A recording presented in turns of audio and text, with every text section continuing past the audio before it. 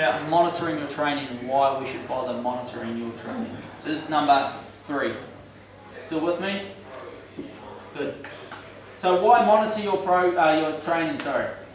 We want to track our progress or lack of progress, okay, depending on what our training is like. Keep a record so we can review it next year. The most basic thing you can do is just write down what you did. Who in here keeps a training diary? A few people, excellent. As long as you're writing down what you did, then you know what you did wrong or did right. That can be reviewed, okay? If you're not keeping a training diary already, start now, okay? And then obviously we want to maximise our training adaptations, so monitoring our load and recovery. We'll talk a little bit how we can do that. So when it comes to tracking performance, there are the basic sort of time trials that a lot of people do. So you can do a 1K time trial in the pool, 5K running time trial, or a bike time trial. This is one test that can be quite good. Is you jump on a treadmill with your heart rate monitor on, and you spend 4 minutes at increasing running speeds. And you just take your average heart rate over each of those speeds. And this here is of an individual that has done 3 tests at different times.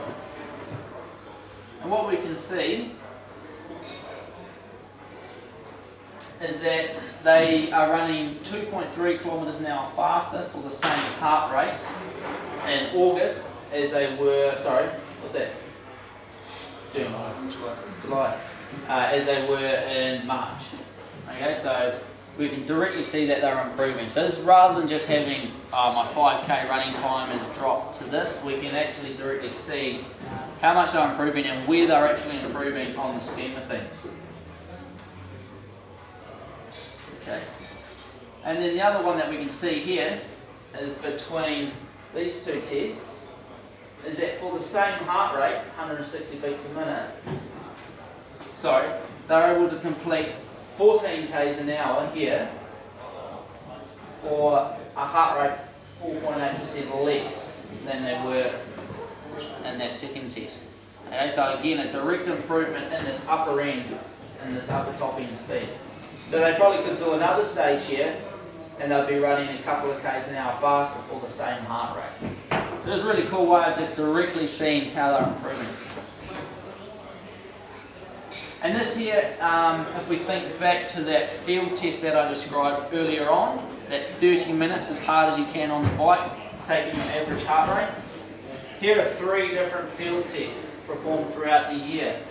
And what we can see is that the average heart rate increases. And everyone will kind of look at that and go, ooh, isn't your heart rate meant to go down when you get fitter? It is at a fixed workload, but that's never true in sort of the real world. If you get fitter, does the racing ever get easier? It never gets easier, you just go faster, you're able to push yourself faster. So this increase in heart rate over 30 minutes indicates the athlete's ability to work harder for longer.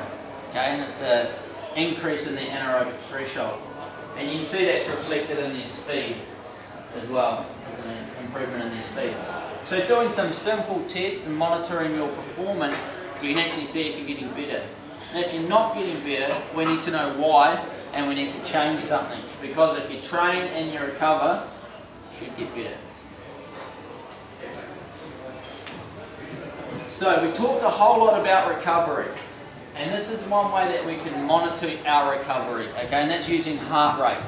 Coming back to that heart rate monitor, so readily available, most people have got them, don't know how to use them. So let's start thinking about how we can actually make it work for us.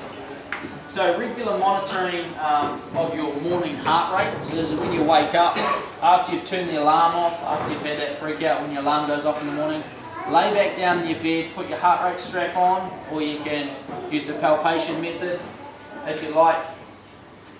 After about a minute's resting, start your heart rate monitor, record for a minute, and then stop it, take the average. Now the reason that would measure your resting heart rate is that heart rate is influenced by stress hormones. Okay, so this is that adrenaline, noradrenaline, cortisol that we talked about earlier. that happen with the stress response. If we know that they affect heart rate, then if we can see changes in heart rate, we know that we're either overtrained or under-rested, or we're looking good so we can train hard. So any imbalance between these stress hormones, we know that there's a change. And also heart rate decreases with fitness. So what you'll start to see is your morning heart rate going down as you get fitter over time. This is because your heart gets bigger, you get more blood, depending on how much EPO you've been injecting that day. But you'll get more blood regardless of how many doses you're on. So here's another example, another graph. Don't you love graphs? So this is over 20 weeks. The maroon bars there are the training that was completed by this athlete, and the purple bars are the training that was planned. And then in the black line up at the top here is average resting heart rate over that week.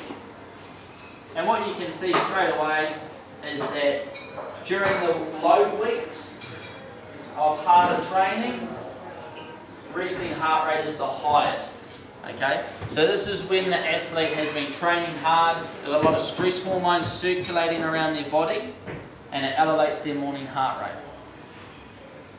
But you can see that as the training progresses, even though they train more and more, that high heart rate comes down, okay, as they become fitter as well. And it's okay that your heart rate goes up in the mornings. The biggest thing is that it comes down on your recovery weeks. If your heart rate doesn't come down on your recovery weeks, it means that you haven't recovered. Okay, you probably need to take a little bit longer to recover. And we see that our lowest heart rates come in the final 3 weeks before the event, when the athlete's the fittest and the freshest. You can be as fit as you've ever been, but if you're fatigued, you won't get the performance results you're after. So performance is all about fitness and freshness.